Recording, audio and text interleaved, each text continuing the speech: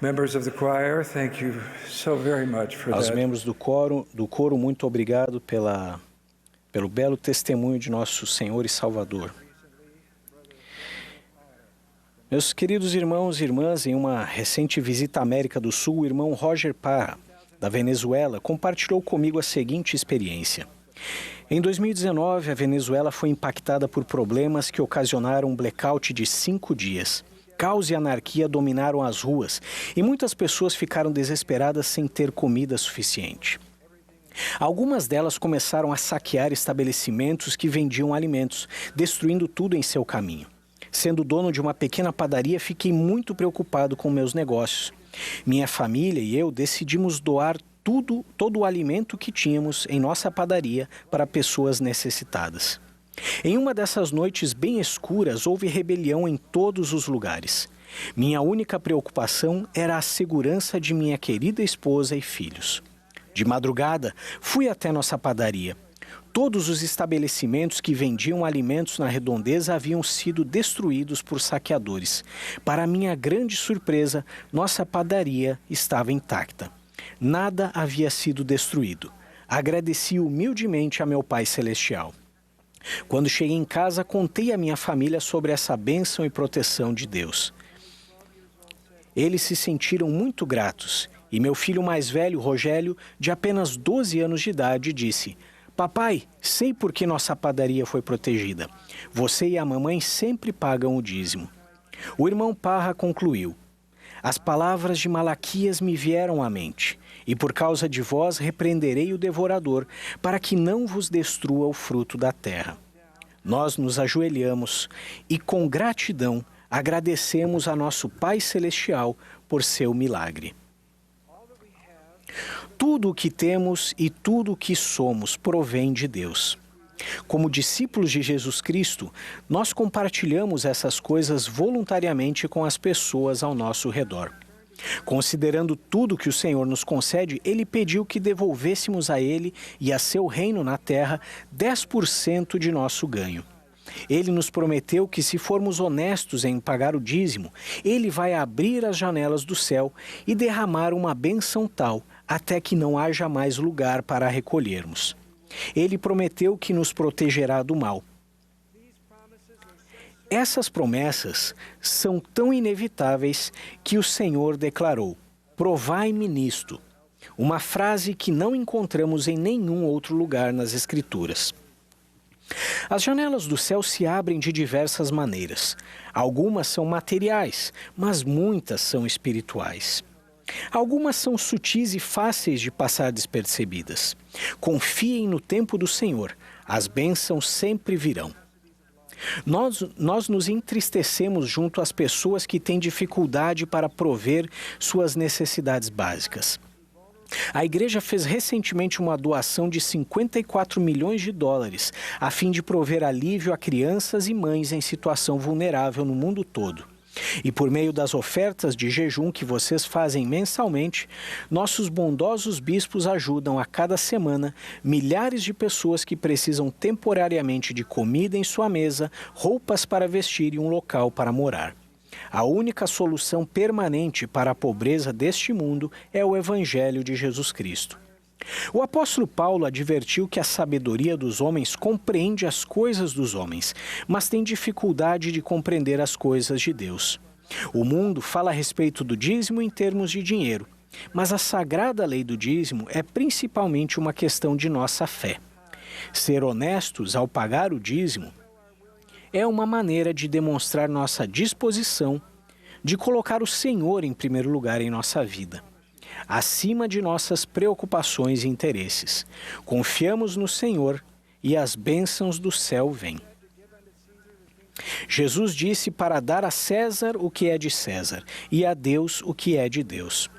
O Salvador ressurreto pediu aos nefitas que escrevessem em seu registro suas promessas encontradas em Malaquias. Em nossos dias, o Senhor reafirmou a divina lei do dízimo, declarando: "E esse será o início do dízimo de meu povo, e eles pagarão a 10ª parte de toda a sua renda anual. E isto será uma lei permanente para eles." O Senhor deu claras orientações sobre como o dízimo deveria ser pago, dizendo: Trazei todos os dízimos à casa do tesouro, que significa trazer os dízimos para seu reino restaurado, a Igreja de Jesus Cristo dos Santos dos Últimos Dias. Ele orientou que a utilização desses dízimos sagrados fosse analisada em espírito de oração por um conselho da primeira presidência, do Quórum dos 12 Apóstolos, do Bispado Presidente e por sua própria voz a eles, diz o Senhor.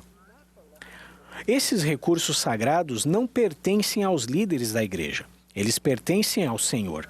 Seus servos estão plenamente cientes da natureza sagrada de sua mordomia. O presidente Gordon B. Hinckley relatou a seguinte experiência que aconteceu em sua infância. Quando eu era menino, fiz uma pergunta a meu pai, relacionada à utilização dos recursos da igreja. Ele me relembrou de que é minha a obrigação concedida por Deus de pagar o dízimo e as ofertas. Quando assim o faço, disse meu pai, aquilo que dou já não pertence mais a mim, pertence ao Senhor, a quem consagrei a oferta.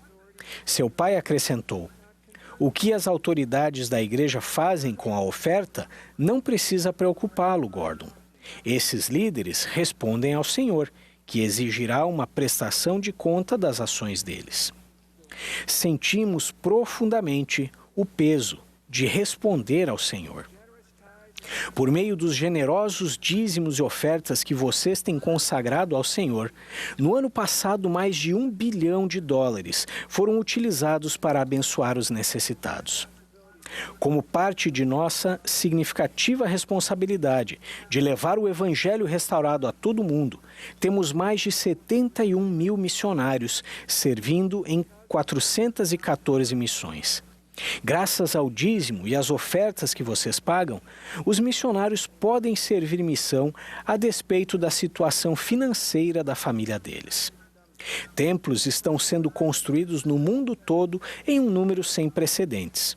Atualmente, há 177 templos em funcionamento, 59 em construção ou em reforma e mais 79 sendo planejados e projetados. Seu dízimo permite que as bênçãos do templo estejam em locais que apenas o Senhor poderia prever. Há mais de 30 mil congregações que se reúnem em milhares de capelas e outras instalações em 195 países e territórios.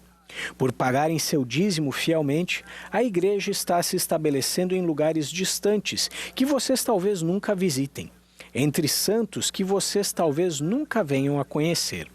A igreja financia atualmente 5 instituições de ensino superior. Elas atendem mais de 145 mil alunos. 110 mil aulas são lecionadas todas as semanas em nossos seminários e institutos. Essas bênçãos e tantas outras provêm, em grande parte, dos mais jovens aos mais velhos que, em diferentes circunstâncias econômicas, pagam o dízimo honestamente. O poder espiritual da divina lei do dízimo não é mensurado pela quantia de dinheiro ofertada, uma vez que tanto os prósperos quanto os pobres são ordenados pelo Senhor a ofertar 10% de sua renda. O poder advém de colocarmos nossa confiança no Senhor. A abundância adicional do Senhor, que é expressa por meio de seu dízimo generoso, fortalece as reservas da igreja, provendo oportunidades para que a obra de Deus avance além de qualquer coisa que presenciamos até agora. Tudo é conhecido pelo Senhor, e no devido tempo veremos os seus propósitos sagrados se cumprirem. As bênçãos do dízimo vêm de diversas maneiras. Em 1998, acompanhei o então elder Henry B. Eyring em uma grandiosa reunião da igreja na região de Utah, conhecida atualmente como o Novo Vale do Silício, uma comunidade de grande inovação tecnológica. Era uma época de crescente prosperidade e o elder Eyring aconselhou os santos a não compararem suas posses com as de outras pessoas e a não gastarem mais como consequência disso. Sempre vou me lembrar de sua promessa de que, ao pagarem o dízimo honestamente, o desejo que eles tinham de adquirir mais posses materiais diminuiria. Em 2 anos, a bolha tecnológica estourou. Muitos perderam o emprego e empresas enfrentaram dificuldades durante aquele momento de ajustes financeiros. As pessoas que seguiram o conselho do presidente Eyring foram abençoadas. Sua promessa me fez lembrar de outra experiência. Conheci Charlotte Limy, de 12 anos de idade, perto de Carcassonne, França, em 1990, enquanto eu servia como presidente de missão. A família de Limy era fiel e morava em um apartamento com 8 filhos. Eles tinham uma gravura do Salvador e uma do profeta penduradas na parede. Na entrevista para sua bênção patriarcal, perguntei a Charlotte se ela pagava o dízimo honestamente. Ela respondeu: sim, presidente Anderson. Minha mãe me ensinou que existem bênçãos materiais e bênçãos espirituais que advêm de se pagar nosso dízimo. Minha mãe me ensinou que se sempre pagarmos o dízimo, teremos tudo o que precisamos. E, presidente Anderson, temos tudo o que precisamos.